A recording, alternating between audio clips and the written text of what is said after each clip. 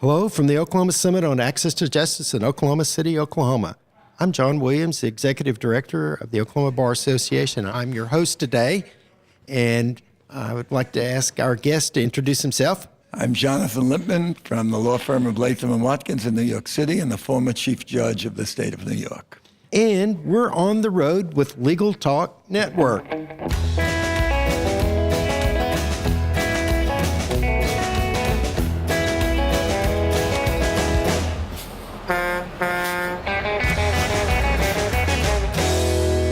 And we're back. Thank you so much for joining us on the road. It's a pleasure to be here in Oklahoma City, Oklahoma at the Access to Justice Conference. And today we're talking about important issues with legal services and providing access to justice to low-income Americans. Judge, before we get started, can you tell our listeners a little bit about what you're doing now and the path that's taken you to what you're currently doing? Well, I'm working in a big law firm and doing, obviously, major commercial kind of cases. My law firm is one of the biggest in the world, Latham and Watkins. But at the same time, we're a law firm that supports doing pro bono work and recognize that law firms have to be good citizens.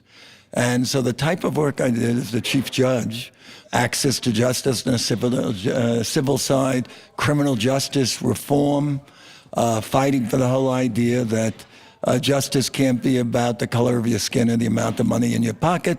Those kinds of things I continue to do while I'm in private practice. It's very much a logical progression from my years as the chief judge. And certainly in that time, I was the steward of the justice system in New York. And those are things that are very important. Equal justice, to me, is what being a lawyer is all about.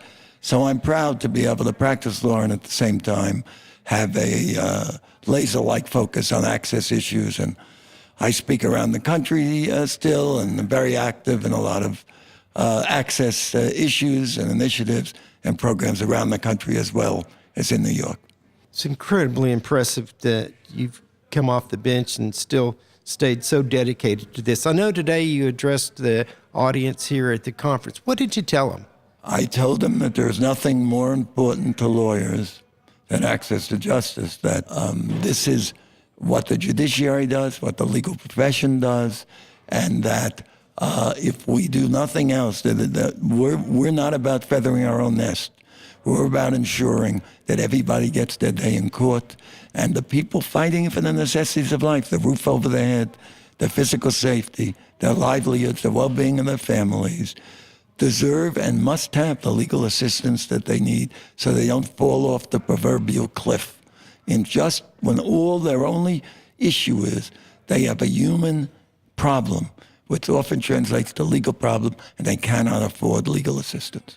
You know, Judge, once upon a time in my life, I was a statewide executive director for legal services for the state of Oklahoma. And one of the things that I observed is that when people don't have access to the justice system, sometimes they seek out their own remedies. Sometimes they seek out solutions or ways to handle problems that we may not necessarily want to have in a civilized society. What's been your experience in that, both as a judge and as a lawyer in witnessing that? Well, I think what happens is it's all to the great detriment of society, that people have a legal problem. They, again, cannot afford a lawyer.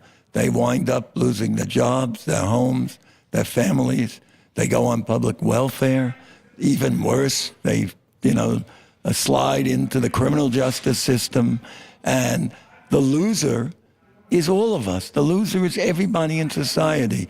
And one of the things we've tried to do in New York is to have the business community, our leaders at every level in society, not just in the courts and the profession, explain why the bottom line is hurt for all of us if people can't get legal representation and, again, fall off that cliff. It's a loser for every aspect of society, and that legal services is as important to us as housing and hospitals and schools and all the things we hold dear in society. That's what we've tried to get across. This isn't just about helping poor people, which obviously we should do, but we're not going to win in this battle if we just go out with our hands out held out and say help poor people.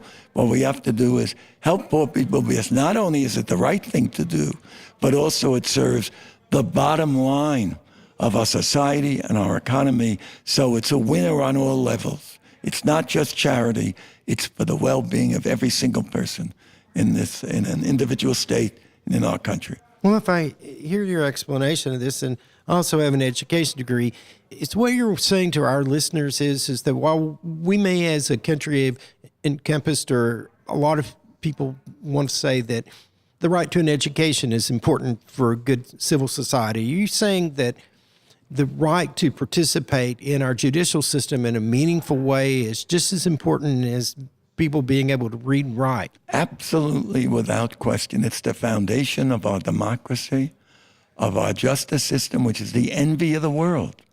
And if in that justice system we don't have equal justice, then we have nothing. We might as well close the courthouse doors.